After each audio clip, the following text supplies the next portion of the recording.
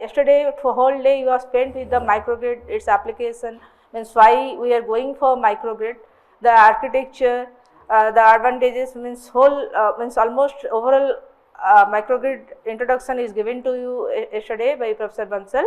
So directly I will start with the DC microgrid. Okay, why we are now motivated to go towards DC microgrid. Then I will come to our main aim, that is the PV fuel cell based DC microgrid, the main components of it. Then the sizing analysis of a standalone PV battery based system. So after that I will explain about a little bit about the sizing analysis of PV fuel cell based system, why we are integrating fuel cell with the PV based DC microgrid system. Finally, I will conclude my session.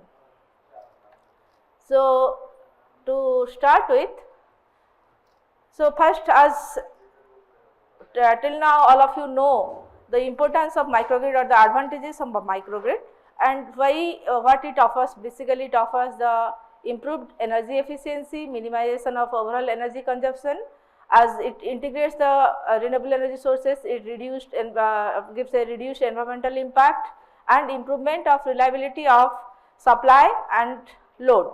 So these are some of the advantages, and if you will try to jot down, there are many more.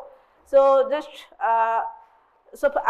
apart from this microgrid application, means why we are going for this nowadays, everywhere microgrid.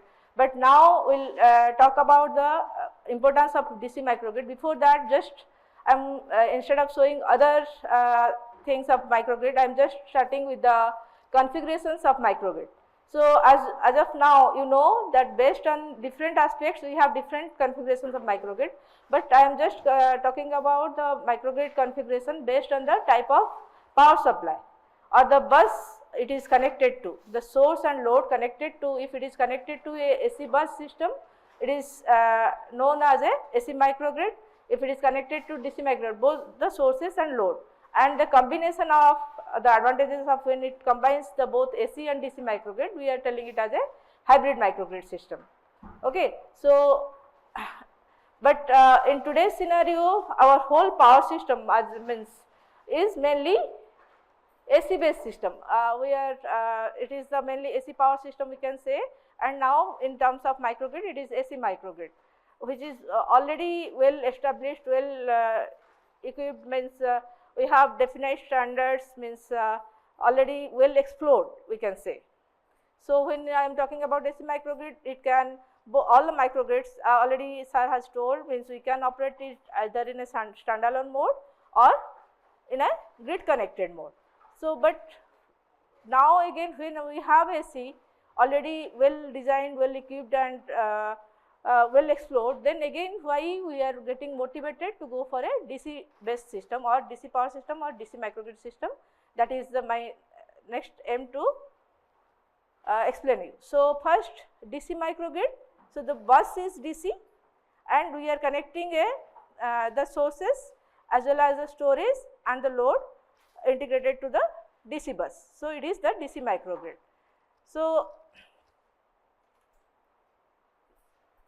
coming to the DC microgrid, and then the motivation, why we are motivated for this DC based microgrid or DC power system, because of when we are microgrid, we have the components of microgrid as what we have the we can have renewable energy sources and our conventional sources, but mainly in this course we are talking about the integration of renewable energy sources. So when we have renewable energy sources, we have some sources like means more explored sources which are very already available and well advanced is the photovoltaic or the solar cell, solar based systems, and now we are also exploring the fuel cell based system. Okay. So which are giving the output, means the output of this PV and fuel cell are intrinsically DC in nature, means that it gives the output. So what is the nature of, means how the energy conversion is taking place, I am not concerned about that, means I am not explaining those things, how power is getting converted into PV fuel cell, PV or fuel cell based systems. What is the I am just saying it is a source which is giving DC as the output. Okay.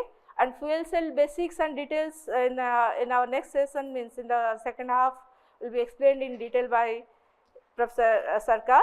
So just you take it as the output of PV and fuel cell we are getting, that is DC in nature. So that is, as they are DC, so we don't need any conversion taking place in between. So we can directly connect it to DC bus. So it can be, so it is best suitable for a DC based power system or DC microgrid system. Then when you are combining a energy storage system to the DC microgrid, so the energy storage systems that are mostly available are battery and supercapacitor, which are coming under the electrochemical type of energy storage system. They are also DC in nature, so it gives a better compatibility for DC systems.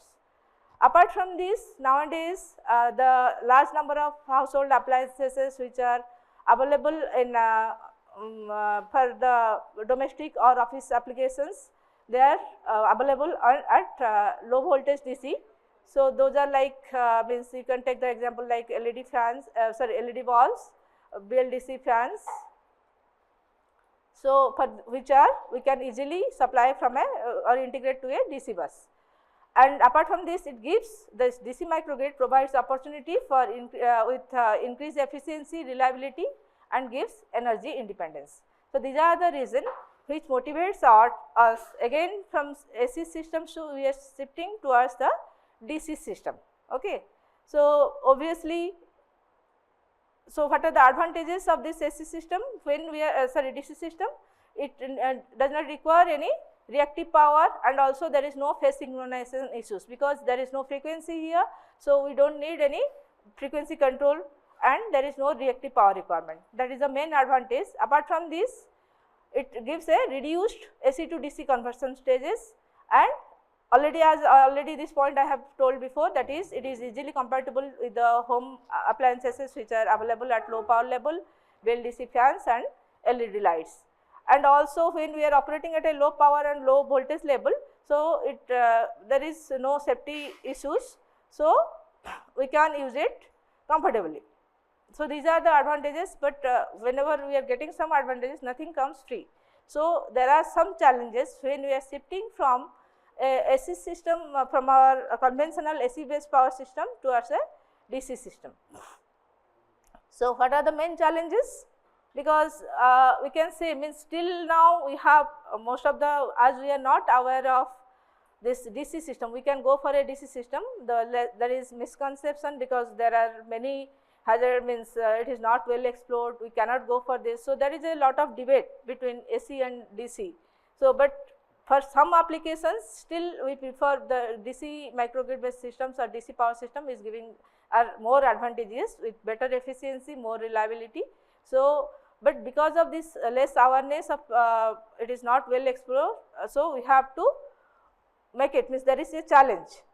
So when we are shifting from our well equipped or well explored AC system to the DC system, so then it is only limited to low power applications. So we have not, means only few kilowatt range we have explored, it has not gone up to megawatt level. So there is a way to go ahead with the DC system if we are going for it. So there are, when we are going for high power systems with high voltage, then there is a need, if the voltage level increases beyond 100 volt, if we are going beyond 100 volt, so we have to go for a proper safety standard, okay, which is not developed till now. Okay. So there are the correspondingly the regulatory policy and the policy barriers and energy markets are also not well developed for these DC systems. So hence there is no, means we have to work hard for to get a proper standard and codes for a DC microgrid system. So these are the challenges, whereas we are getting some advantages here which is again motivating us to go from. So there is a, so depending on our application, that's what I want to say is, depending on our application we can go for a AC or DC based system. But when, as we are talking about in this special, means in this course, as we are only focusing on PV and fuel cell based system, so which are giving DC as the output, so we are preferring for low power applications this PV fuel cell based microgrid system, this DC systems. Okay. So then coming to the our topic means that is PV fuel cell based microgrid. So, here I have tried to show in this single line diagram the sources, that is the renewable energy sources I have shown as directly the photovoltaic cell or the solar based system, the fuel cell based system, which is nothing but means it is through electrochemical process it is generating electricity, which is DC in nature, and we have the storage system. Why we need storage? That is because for this renewable energy systems, when it is operating in either in a standalone mode, the storage is must to make the power system reliable. Okay, because this source, especially if suppose there is no fuel cell, okay, we have a PV system and it is supplying the load, and you know at night we have no sun, and during the it is this PV cell, because of the weather constraint we can have, there is a wide variation due to the solar irradiance variation, there will be variation in this output power.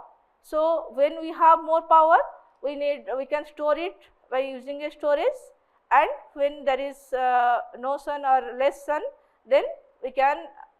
So, storage unit, that is here I have mentioned hybrid energy storage unit, that is in short you can say it as HESS, hybrid energy storage unit, which comprises of a battery and supercapacitor.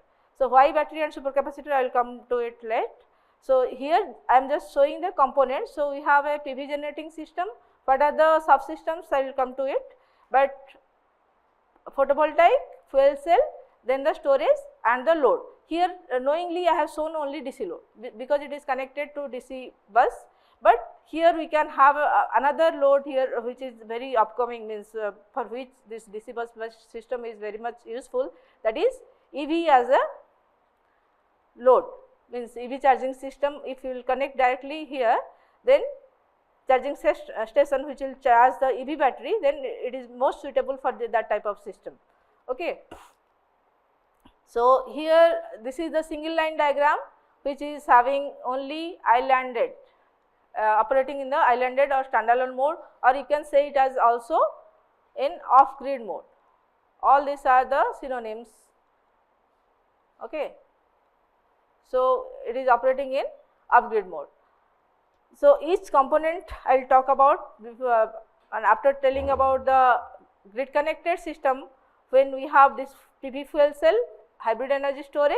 So, basically why the another thing I want to highlight, that the without fuel cell also, actually most of the systems still available is without fuel cell, means we are going for fuel cell nowadays, we are exploring these fuel cell based systems. Okay. So, this will come later. So, without this fuel cell we have PV, and without this hybrid means supercapacitor also we have a single source and single storage, that is also possible. We can have, so here it is not that as I have shown only PV and fuel cell, it is not that we cannot put a wind energy system here which is giving means AC power which can be converted to DC and it can be integrated to DC microgrid. But as we are mainly focusing on the PV fuel cell based system, so I have shown only DC based sources and the storage system, and it is connected to a DC load. For simplicity I have shown it as a DC load. We can go for other loads also, AC load, then we need one inverter to connect to the DC bus, but here DC bus and another load, upcoming load is a EV load we can go for. So, in my second slide, that is in grid connected system, this is PV fuel cell based microgrid which is connected to the grid, that is also possible. So, grid connected, it is called, it is operated in grid connected mode, it is called grid interactive mode or on grid mode. All these are synonyms. Okay, anytime I can use any type of word, it is operated in on grid condition, or it is grid interactive mode of operation, or it is simple way is grid connected mode of operation. So, means we are, this DC bus is integrated to the AC bus through one extra DC to AC power electronic converter, then depending on the bus, as I have shown it as a low voltage label because of the fuel cell configuration I have chosen. So, this I have used a transformer. So, if this bus voltage is higher, then we do not need this transformer also. Okay. So, that is why these are the, so here I am not focusing on this power electronic components, it will come later, but I am focusing on the sources and the storage, means my main aim is to talking about this sizing. So, before that I am telling about the what are the sources and what is the when we are hybridizing or taking more than one source, how it is becoming useful or what are the advantages of it. So, when here if you will see we have these three systems already I have subsystems I have told, this PV power generating unit, fuel cell power generating unit, then the hybrid energy storage system having battery and supercapacitor, and as it is operating in a grid connected mode. So, we need this inverter which is called also interlinking inverter, which is operated in a bidirectional way. Okay. So, that is another story, means which are operated in which converters are operated in a unidirectional way and which converters are operated in a bidirectional way. The battery and the store means the supercapacitor, those are as it is a storage. So, it need to charge and discharge. So, it is a bidirectional way. Similarly, when we are operating in a grid connected mode, so when there is a excess power from PV, so we can send it to grid, okay, and when there is a shortage, so we can take it from grid. So, this also need to be operated in bidirectional way. So, all this converter control and those things will come later. Here I will mainly focusing, I will focus on the sizing part with one example I will explain, but these are the components of the DC based microgrid PV fuel cell based system and how we will go for it, the sizing. Before that I will tell about the some topologies for this PV based system, then the hybrid energy storage system, then I will come to when this PV based system integrated with the normal storage, then why we are allowing this or integrating this fuel cell to it, how it will be useful to us. Okay. And here I have shown with our this upcoming means it is already in market, means EV as a EV charging system. So, where we are charging a battery. So, here I have shown. Okay. So, here that is a possibility we can have that vehicle to grid or means DC grid to vehicle, means that bidirectional, but here I have only shown for the charging, means any vehicle is coming and we are charging it. Okay. So, unidirectional way. So, because the whatever type of operation you are increasing, so it will also come with a complexity of implementation. So, to make the system simple first, to understand the system, so we are means first taking as a only DC EV is charging. Okay. And this is, but here the storage we are it is either charging, means when there is excess power we are storing, or if there is a less power means from the source, so we are it is discharging to supply to the load. Okay. So, this is about the components of this PV fuel cell based DC microgrid when it is operated in a standalone mode or off grid mode, and this is for grid connected or grid interactive mode or on grid mode of operation. Okay. Now, coming to the, so individually I will come to one by one, what are the classifications and what are the components, again what are the possibilities. So, coming to the PV generating unit. Okay. So, here we have three options, that can be a PV direct system, off grid or the standalone PV system, okay, and we have also on grid system or grid connected system. So, when I am talking about a PV direct system, that means there is no power electronics interface in between, means it is the simplest system. Okay. So, directly you have PV panels, it is doing some operation like it is charging one battery. Okay. So, there is no control over that, but the system is simple, and so it is directly coupled to the load. So, you can have also water pumping system, solar based water pumping system, where you are directly without any control you are directly doing the work. Okay. So, there is no storage, So that means when there is sun or when there is power, you are supplying. When there is no sun or nothing, you are, this system is very, though it is simple, easy to implement, everything is okay, positive, but it is not reliable. Okay, whenever it is uninterrupted power supply, we cannot get it without battery. Okay, so that is the some advantage. It is a simple system, okay, fine, but this is, we cannot go for it if there is any, okay, in your rooftop, if you want some application and you are going for it, but it is not for some during the daytime you are having that power. If there is a rainy season, no power, like that. So this is the PV direct system.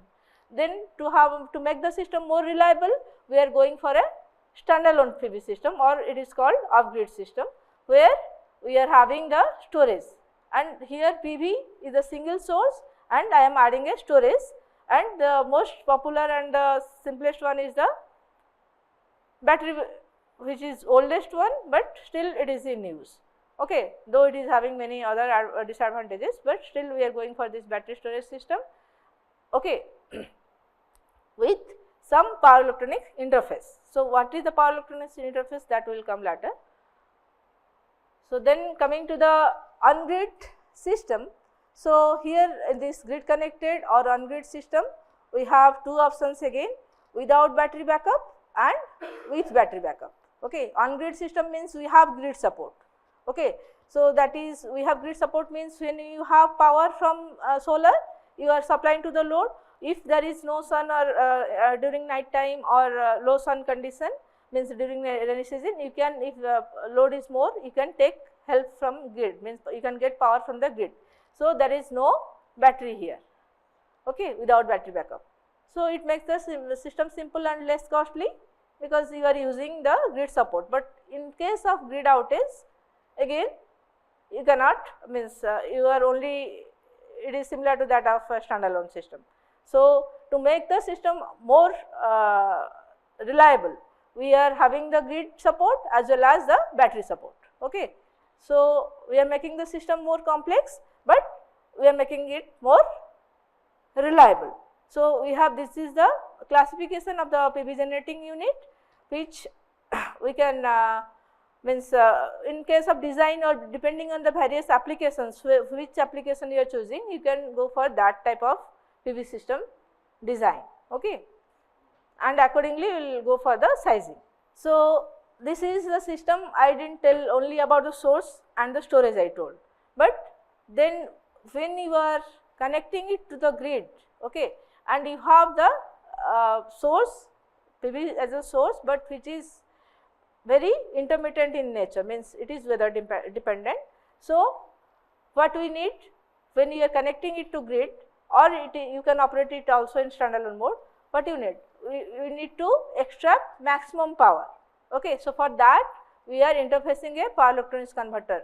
Okay, so what are the power electronics converter? What should be the means how will, again it is, if it is grid connected mode, then you need another inverter here.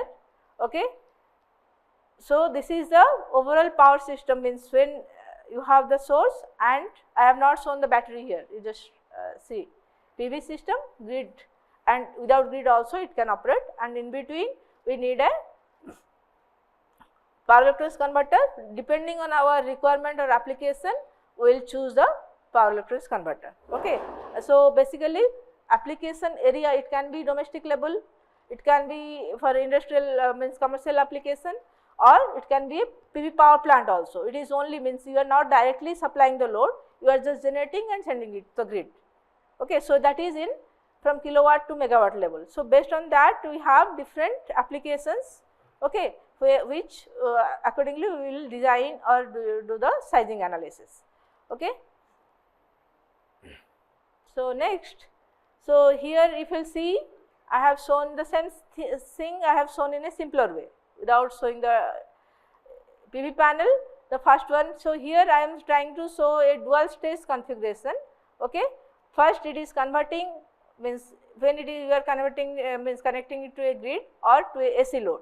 Okay, so if you are directly supplying here a DC load, then you do not need all this. Okay, so here, but here the power electronics interface is coming. So, we have two stages why I am saying. First I am converting DC to DC.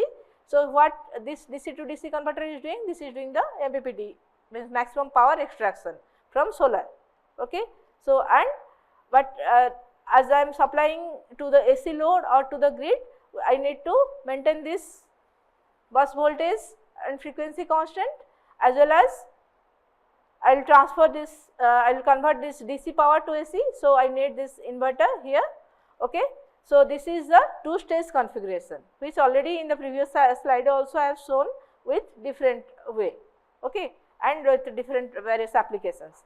So, this dual stage means DC to DC, then DC to AC. Okay. But if I will reduce the stage, directly I can convert DC to AC, that is possible.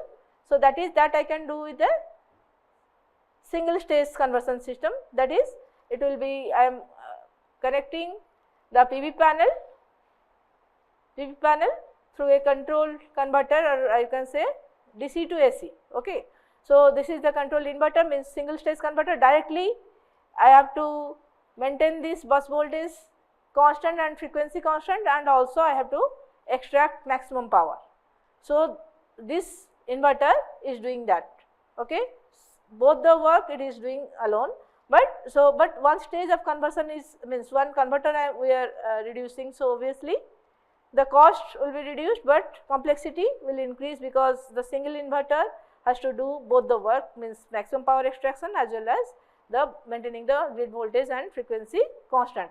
Either it is grid, if it is connected to grid, if it is a standalone system, then the bus means that VCC voltage need to be maintained constant and you can supply to the AC load. Okay.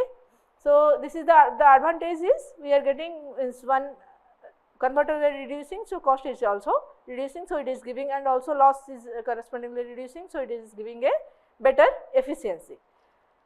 So, this is about the single stage, means two stage conversion, then single stage advantage. Okay. Then this, when this we are going for this PV system which is operated in a grid connected mode, means the just previous one I have discussed. Here what are the type of means different type of topologies we are going for this grid connected PV system having single stage operation. Okay. So, here based on the size, okay, so we can have a central inverter system, means we have a completely one inverter which is supplying, means converting DC to AC, and again we are connecting it to grid. So, the power level we are considering it is from 30 kilowatt and above, means it can go up to megawatt. Okay. So, which can be, so this is high power level. So, it can be either directly you can for power plant application you are generating, then converting, means different solar panels in a PV power plant, you are sending it to grid, or it can be commercial application also which is above 30 kilowatt. Okay. So, the central inverter means we have a single inverter which is has to be operated. So, if one system, that system fails, then whole system is out, means that is the main, though we are having a single thing, but reliability is less here. Then going for a string inverter and multi-string inverter, it is in between. String inverter, when we are saying it is for small residential applications between 1 to 10 kilowatt, we can go for this string inverters, and between 10 kilowatt to 30 kilowatt we are going for this commercial and residential applications having multi-string, means more number of we are having inverters. So, what are the inverter configuration, those details I am not going here. Okay. And for low power, this is basically between 300 watt or 100 watt you can say to 1 kilowatt application. Okay. If you are developing your small power system, means at your home, so you can go for this modular inverter. Okay. It is modular in nature. So, but as it is low power, if you want to connect it to grid, again you need a to boost up the voltage. Okay. So, this all these configurations are suitable, means are consist of what, the PV panels which is converting the solar energy to electricity. Then you have the power electronics converter, depending on the dual stage or single stage, we are talking about the single stage here. So, we have only DC to AC inverter here, and depending on the voltage level, either you need another dual stage means the DC to DC converter if you have to boost the voltage. Okay. So, these are the different power converter topologies which is required for a PV system which is operated in grid connected mode. Okay. So, next we will talk about, so this is the brief about the PV system. Then the storage, already I told what are the storage, means there are several type of storages are available, but this electrochemical energy storage systems which is where the battery and supercapacitor are now mostly used because of its obvious advantages. Okay. But these two storage systems, they have the complementary characteristics. Okay. Complementary characteristics in the sense means battery is having high specific energy, whereas the supercapacitor is having low specific energy, whereas high specific means energy or high power density you can say. Okay. So, these are, it is having less life cycle, whereas it is having fast charging cycle, and longer lifetime for supercapacitor, whereas the lifespan is less for battery. So, that is the reason why instead of going for a single storage, why we are hybridizing or we are going for more than one storage. We are having two storages, means we are combining the advantage of battery as well as supercapacitor. So, that means, so what is the, and what are the different, that is another thing, means how we will use it, this storage, how we will connect it to or integrate it to the DC microgrid, that I will cover in my next class. So, just I am saying why we are hybridizing two storages, because when we are adding one thing, obviously it comes with the cost. Okay. And also implementation, everything, complexity, everything is coming up, but still as it is giving a better, means it is improving the battery life cycle, it gives a more better efficiency and also makes the system more reliable, because you can say as it is a for high means energy density, the batteries are, we are going for it. So, means for steady state operation you can say we are going for battery, means when we will that in my next session when I will explain about the power management, I will to show the details about it.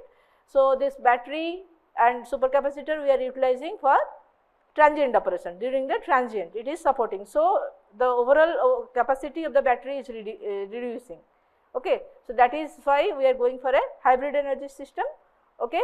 So, then I will come to the sizing of the this energy storage system, but I will talk about the only sizing of the battery system, because that it is not possible to cover the whole HES sizing, it is not possible to cover in this time. So, let us come to the before going for the sizing of battery, I will talk about the fuel cell. The last means in if you will see the previous slide, means each component I talked about the PV system, its component configurations, then the battery, and then why we are making a hybrid energy storage system, battery with supercapacitor, what is the need, why we are adding it, then why we are adding we are making the system more complicated, when then in the PV system PV with battery and supercapacitor we are happy with it, but again why we are going for a fuel cell. Okay. It is not that okay, it is available, but there is certain advantage, though we are paying for it till now, it is not available means available at affordable cost with when we are integrating fuel cell, but in future obviously it is coming up, means this hydrogen based system, where in fuel cell the hydrogen is given to the fuel cell system and it is providing the electricity as the output. Okay. So, here this fuel cell only, but fuel cell giving electricity, you can have also only fuel cell system which is supplying to the load, but it is from literature it is found that it is not only fuel cell based system is not recommended. Why? Because it cannot handle this high means fast change, rate of change, means because of if there is a fast change of load, okay, it is difficult to handle by the fuel cell system, because it suffers slow dynamic process response due to its slow electrochemical process. It is not like battery, though it is the effect is like a battery, but because of slow electrochemical process, you cannot use it only fuel cell system supplying a load. It is not advisable, means that we are getting from the literature. Okay. So, that is why, but when we are adding with a PV based system, when we are integrating the PV HESS based system or PV based means battery PV with fuel cell also, it is giving advantages. So, that I will explain with a small example how, why I am saying it is giving, though single fuel cell based system is not advantageous, but when I am adding with a PV, I am making it PV fuel cell based DC microgrid system, how it is advantageous. It gives, you just note down the advantages, how it is that I will show with the example. Okay. It gives a better system, means make the system more, improves the availability and reliability of the system, and reduce the means capacity of the, means the size of the battery or the HESS. Either it is a only battery, then battery size reduces, or if you are HESS, the size of the hybrid energy system reduces, and along with the solar capacity. If that I will show with one example. Okay. And it improves the overall efficiency as the power loss of the overall power loss of the system is reducing. These are the advantages when we are integrating or adding another source to PV, another source, basically here the fuel cell based source to the PV based system. Okay. So, after knowing it, let us start our main part, that is the sizing of a this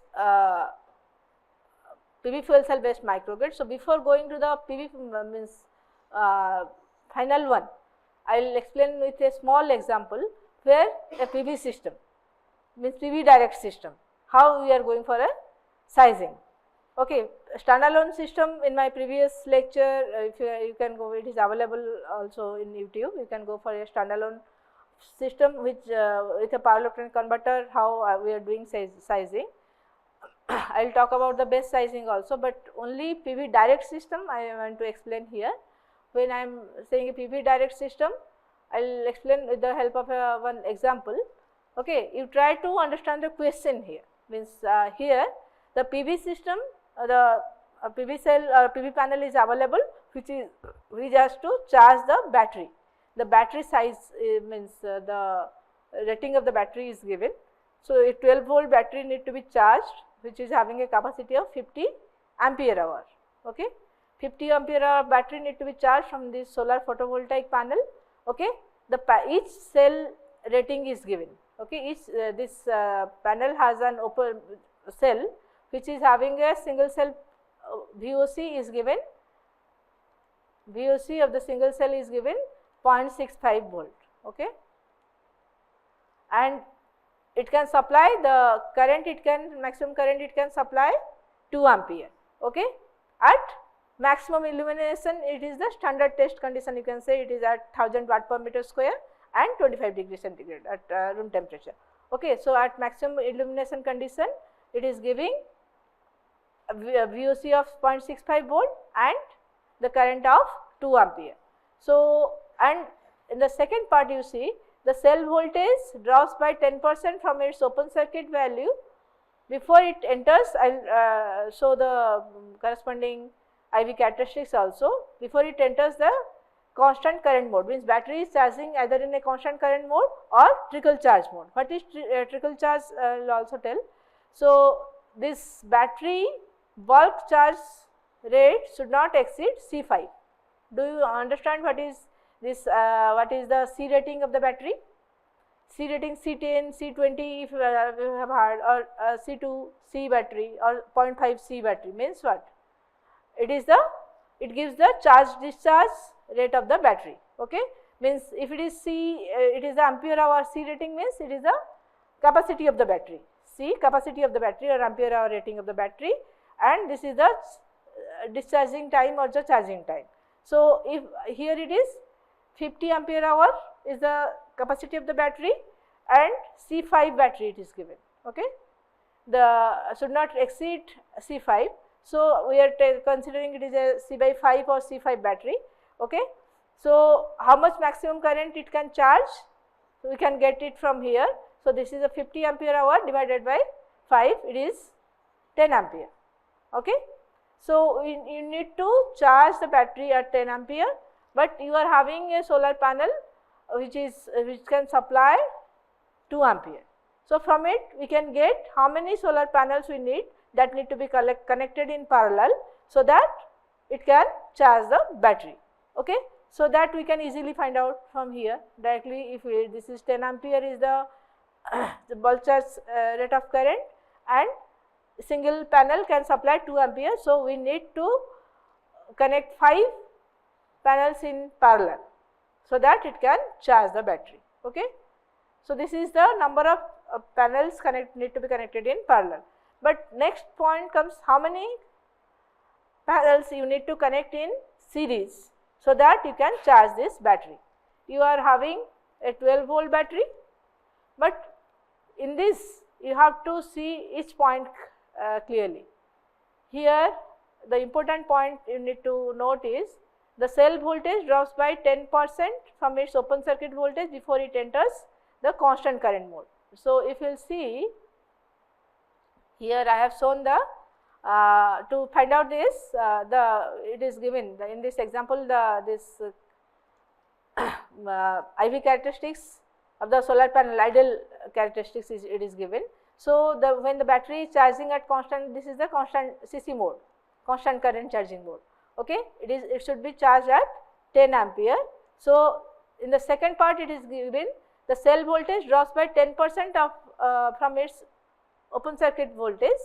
Okay, when it enters, so it drops by 10%. So here the correspondingly, if VOC is the cell voltage, then it drops by 10%.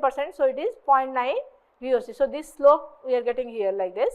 So and this trickle charge in the second part, and one more part it is given, the battery bulk charge rate should not exceed C5, that already we have seen, and the trickle charge rate should not be more than 10% of the maximum bulk charge rate. So what is the trickle charge rate? 10% of the maximum bulk charge rate. Bulk charge rate we have seen, it is 10 ampere. So what is the trickle charge current? It should be 1 ampere.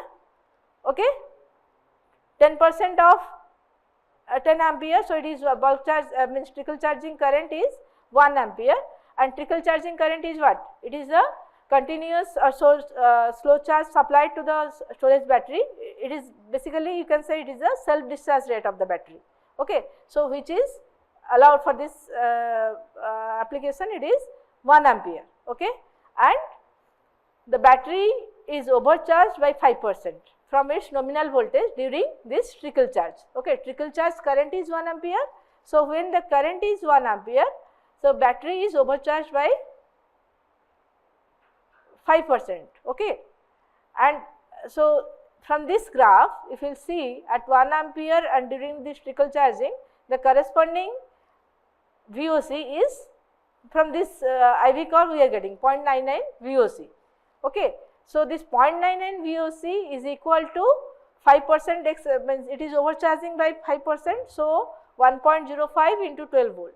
So this is the 12.6 volt is the overcharged voltage. So at this point, the corresponding VOC is 0.99 VOC. Okay, we are getting from this IV characteristics. So 0.99 VOC is equal to 12.6 volt. So what is the VOC of the battery we should get? It is 12.73 volt. So how many panels you need to connect in series? So single panel is giving 0.65 volt. So that's why it is 12.73 divided by 0.6. We are getting nearly 20 panels we have to connect in series. So this is a sizing of a solar panel or PV system when it is directly charging the battery. A small example. Okay. All of you are clear about this? Then we can see the sizing of our battery. Okay. When we are going for a sizing of the battery, when it is connected to a DC microgrid, basically we have to fix a, and it is, I am talking about that is operating in a standalone mode or off grid mode. So basically depending on the load it is supplying. Okay. So first you have, for the sizing of the battery, you have to calculate the battery current, how much maximum battery current you need to discharge, and then from there you have to calculate the ampere hour, the capacity of the battery. Okay. So first to calculate the battery current you have to fix the load. So let us consider a 500 watt. So you can take, means the system you are designing to what value, accordingly you can take the wattage rating of the load, means 2 kilowatt system, accordingly you will have different. So here I have done the calculation taking a 500 watt load condition. Okay. And the battery voltage you can take, it can be 12 volt, it can be 24 volt, you can okay, depending on the voltage, means bus voltage and your load requirement you can choose, or battery size, means number of battery, though single battery you are having a 12 volt battery, you can put number of batteries in series. Okay. Here I have fixed the battery voltage at 24 volt. Okay. So what is the current, load current or the battery current from the required load, I have decided. So I got the battery current is 22.16 ampere. Okay. And when I am going to calculate, so first I have calculated the battery current, okay, for a 500 watt load, then I will calculate the ampere hour capacity. Okay. So how it is calculated? Here actually we need some factors to consider.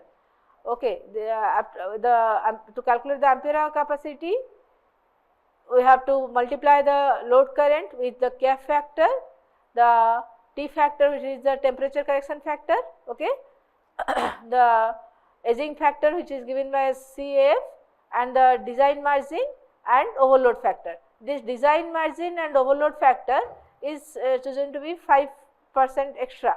Okay. Here you can, if you want to further make your system more reliable, so you can make it 10% also, normally it is 5% extra. So this sorry, here I made a mistake, so it is 1.05. Okay. So this design margin, and considering the design margin and overload factor, 1.05 is multiplied, but aging factor, considering the aging factor, this IEEE recommended one is the 1.25 is multiplied with the capacity of the battery. And the temperature correction factor, we are considering this, sorry, temperature here we have considered it as 1. Okay. And the K factor is actually given by the manufacturer. Okay. So which here I have directly shown 2.61 the K factor, okay, which we will get from the next slide. I will show you 2.61 how we are getting. So this K factor is given by the this graph, which is here the corresponding the cell voltage, and we are deciding how many hours of backup we need and what is the cell voltage level. Okay. So this graph is provided by the battery manufacturer. Okay. So for a lead acid battery we have taken here. Okay. This is for 2-hour backup, okay, and 1.75 voltage per cell.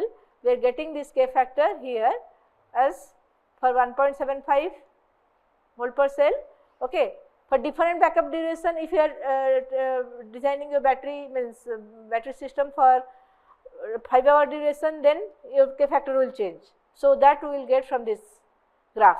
Okay. Here we have taken it to be 2.61, okay, K factor. So using that, I am getting the ampere hour rating of the battery is around 79.2. So commercially available battery is nearly 80 ampere hour, or if you want to go for little higher, you can go for a 100 ampere hour battery. Okay, exactly it is 80 ampere hour. Okay, so that is the sizing of the battery. Then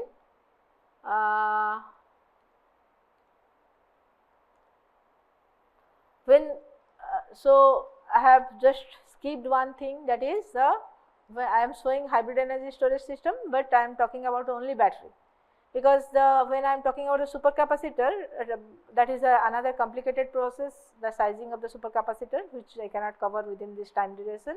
So you can refer, many papers are also available, but we have designed or if you are going for a small system, the supercapacitor size you can based on the bus voltage and the battery voltage what we are choosing, and correspondingly for how long, means for as we are going for a this transient operation. So for very low small duration we need, so we can fix the voltage level and correspondingly we can take the standard supercapacitors available in market. Okay. So normal, that is we are using one 32 microfarad, sorry 16.2 volt, that is 58 microfarad is available. So we are choosing two for our system. When in the lab you can see we are using two supercapacitors connected in series. So that is giving overall capacitance is 29 farad, not microfarad, 29 farad and corresponding 32 volt. And we are also having 24 volt supercapacitor, that is 100 farad, and we can go for, so depending on your requirement you can go for it. So but that sizing I have not discussed here. Then coming to the fuel cell, how the advantages of adding fuel cell already I told. We cannot go for a single fuel cell based system, that also I told. But when we will go for the sizing analysis or design of the fuel cell system, what we have done a simple example. Frankly speaking, we have not explored much about the fuel cell system, we have just started working with it. So we have taken a PV based system without fuel cell, PV and battery, and we have done the sizing using this Homer Pro software. Okay. And then we have tried to do the sizing considering the fuel cell, and we have chosen a fuel cell of 1 kilowatt fuel cell system which is available to us. So fixing the fuel cell system and doing the analysis, and the load is considered to be EV load, the EV charging system, and DC load. Okay, a 500 watt DC load and a EV load of 1 kilowatt. We have tried to design the system. Okay. So this is for design for standalone DC microgrid we have done, and this can be further extended for grid connected also, but some other procedures we have to follow. So first we have started with just minimizing the cost of the system. So this is the diagram with considering only without fuel cell. Okay, we have taken a PV with battery system, and it is supplying a DC load of 500 watt and EV load of 1 kilowatt, that is peak load, and of the corresponding unit of energy consumption per day is given. So that we have first simulated in Homer Pro, and correspondingly we have tried to see what is the effect when we are adding a fuel cell to it. Okay. So here what when we are adding a 1 kilowatt fuel cell system, how what is the effect on the net cost of the energy. Okay. Then what is the unit of energy consumption, that we have tried to find from this Homer based solution. Okay. So here what you can see, when this fuel cell single we are not operating it as, so we have battery backup. So this is without fuel cell system. Okay. So during the rainy day, so the batteries, when there is low sun, means during rainy season or during night time, so we have low sun or no sun condition. So during that, so to supply the load continuously, to make the power system reliable, either you have to increase the PV size, okay, PV panel size you have to increase, or simultaneously you have to increase the battery size also, means the storage size. Okay. And here, and if the storage is not available, also means it is already battery is discharge condition. At that time, when we are adding the fuel cell, we have given a condition, if the SOC of the battery is less than the minimum level, then the fuel cell is turning on. Other time it is, we are not utilizing the fuel cell. Okay. So just doing that, but you can do several analysis, several conditions can be put up, means just minimizing the cost of the energy that we have seen. Okay. So, in homework there are many other options also by which you can see. Okay, but we have tried to just give this constraint and try to see that when SOC of the battery is going near the minimum, where the fuel cell is supplying power, okay, during that time. So, just adding this condition, we have the result it gives is shown here in my conclusion slide. The size of the PV, okay, without fuel cell, okay, we need a 4.1 kilowatt power of PV system to supply that 1.5 kilowatt of load, 1 kilowatt EV and 0.5 kilowatt of battery means DC load. Okay. So, and the battery we need, it needs a 24 volt battery, which we need 10 strings, okay, to supply, give a backup. Okay. And what is the cost NPC, or this is also called the LCC, life cycle cost of the battery. It is life cycle cost is around 5 lakhs, okay. And the average cost of energy means that is called the levelized cost of energy also, it is around 16.57 rupees per kilowatt per unit, okay. Whereas, when I am adding a fuel cell system and utilizing it during means this low SOC condition of the battery. So, the fuel cell, the PV system required is reduced to 2.84 kilowatt, okay, and the battery size is where we need only 4 strings of battery. You see how much reduction. So, correspondingly the net NPC or the LCC is also reduced huge, and correspondingly the unit of correspondingly we are getting the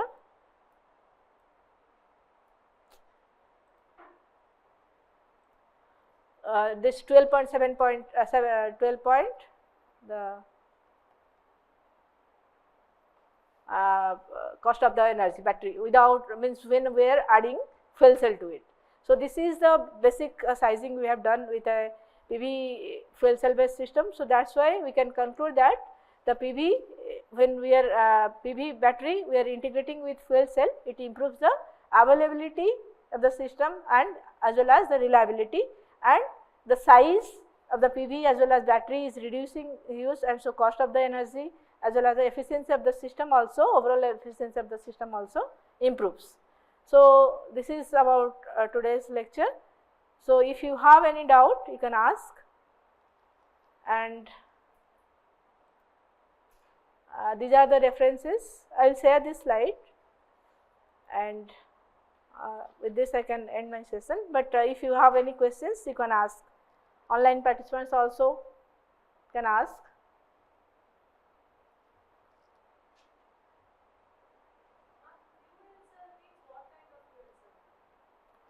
So, there are several fuel cells. So, what kind of that you can get in the, here we have considered the that is a proton exchange membrane, PMFC fuel cell, okay. There are several, your question is valid. That is the PFMMC, that is the proton exchange membrane fuel cell, okay.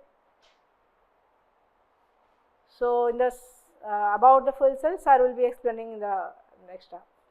So, if anyone is having any question also you can chat, means you can put in the Teams also, we will address it later, okay. Thank you all.